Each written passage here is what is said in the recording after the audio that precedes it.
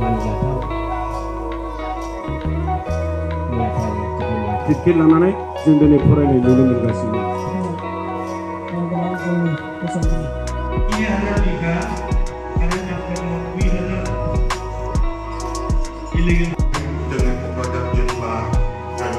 रामफलि प्राइमारिया गावसिनि थांनाय टिम पिरियडआव जोंनि डिस्ट्रिक्टखौ लिंहरदों।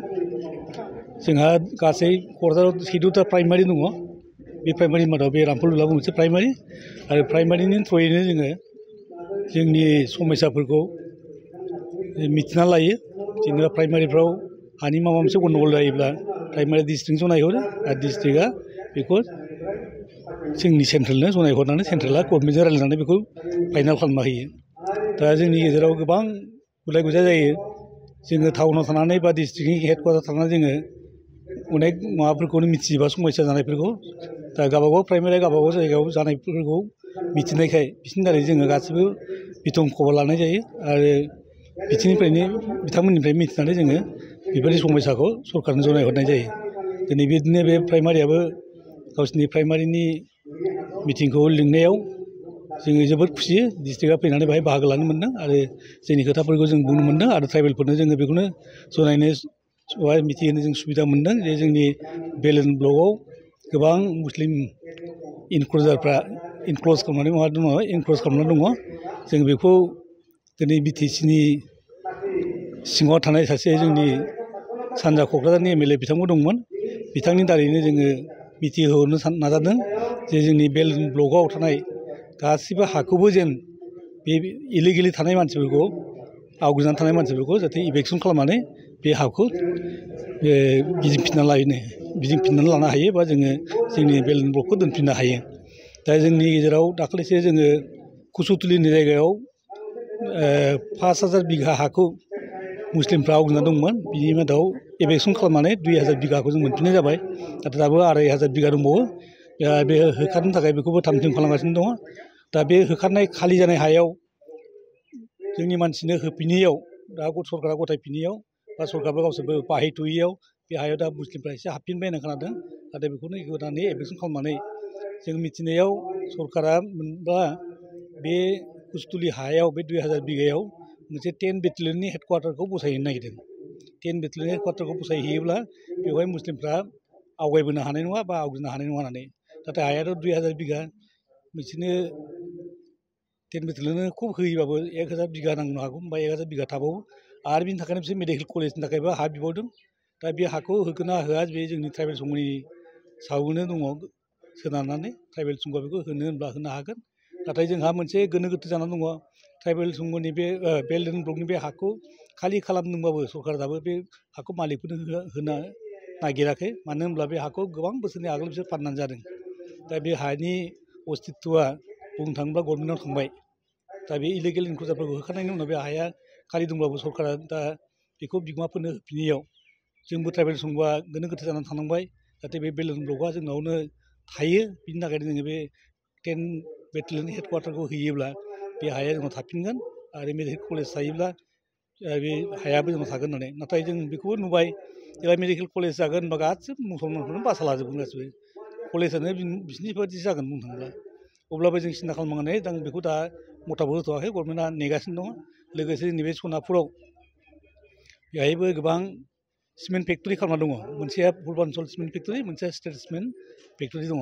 बे हाखौबो बेलेन ब्लकनि हाब्लाबो नाथाय सासे मिकिर मानसिनि नामै हा बायनानै बिसोरो बे फेक्टरिखौ खालामगासिनो दङ।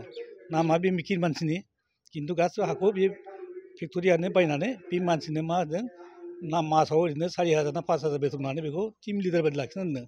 दा बेखौबो होबाय थादोंमोन 2 बोसोर 3 बोसोराव। दा बेखौबो होबावला। मानो होनबा बेयो लेखा रोङा, फारसेथिंजाय जौ लोङो, फारसेथिंजाय बे फेक्टरिनि सोमोन्दै बा इन्डास्ट्रिनि सोमोन्दै जेबो मिथिया।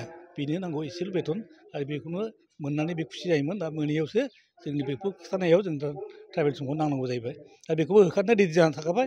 नाथाय दाखालि आसाम एडभान्टेज 2.0 फैनायाव बे माबा एभेक्सनखौ बन्द' खालामनाय जादों। ट्राइबेल बेलेन ब्लकनि हाखौ दासिम जोंनि आखायाव मोननाय मथेब्ला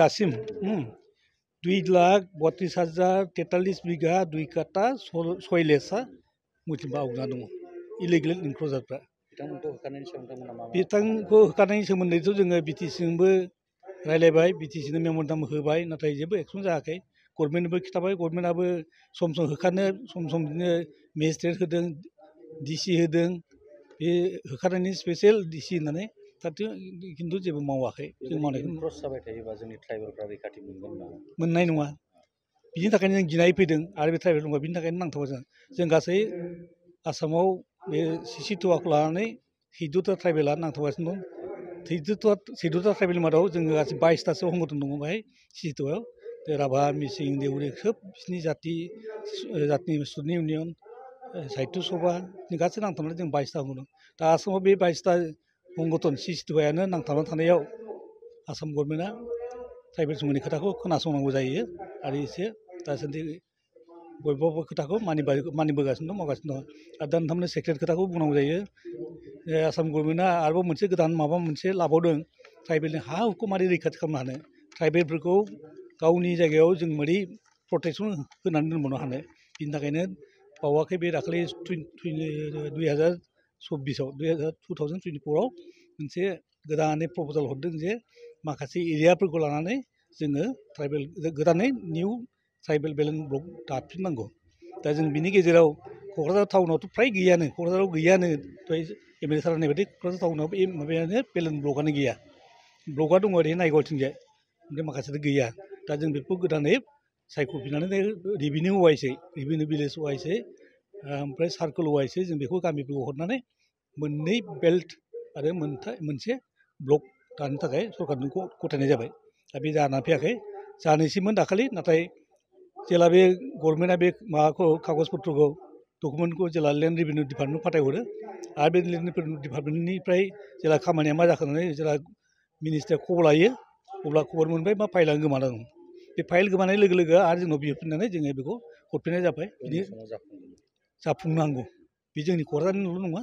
समस्त आसामावनो गोदानै बेलेन्स ब्लक दानानै बे जोंनि ट्राइबेलनि रैखाथि होनो नाजादों आरो जोंबो बे सुजुगखौ लादों जे जोंनि बे साहा बागान दावलाबारि अनेक जाथिबो दङ बेहाय लागायलायथाय थेवबो जों बेखौ ब्लकआव सोनानै दोनदों ब्लकआव सोयोब्ला ब्लकनि आयेन मथे बेहाय गुबुन मानसिया हाबफैनो हानाय नङा बा बेसाद खालामनाय नङा जाय थाखाबायसै बिसोरल' हानाय बायदि जाहाथे जायो होननानै जों बेखौ ब्लकआव सोदों आरो माखासे ओरैहाय बेल्टदिप जोंनि बे क'क्राझारावथ' गैया नालाय जेनेबा बागानसालि क'क्राझारि हाब्रुबारि थेङापारा बाथाबारि सथ' बाथाबारि सथ' आदाबारि बेफोर गासिबो गैजोबा सरायखला अनेक गामियानो गैया आरो बेहाय जों बेल्ट खालामनाय जाबाय सालाकाथि तालाकाथि लानानै गोदानै बेल्ट मोननै बेल्ट आरो मोनसे ब्लकनि थाखाय जों हरनाय जाबाय बेयो जाफुङाखैबाबो जानायनि लामायाव दङ आरो बेखौ थाबैनो गभर्नमेन्टआ लागोन बेखौ मानो होनबा केबिनेटआव सरकारा डिसिसन लाखाना दङ फरायसाफोरनि थाखाय मोनसे फोसावथाय सोलोंथाइ बोसोर 2025-26नि फरायसाफोरनि थाखाय गोदानै मुं थिसननाय लानानै फैदों रुनिकाटानि इउएन एकाडेमिया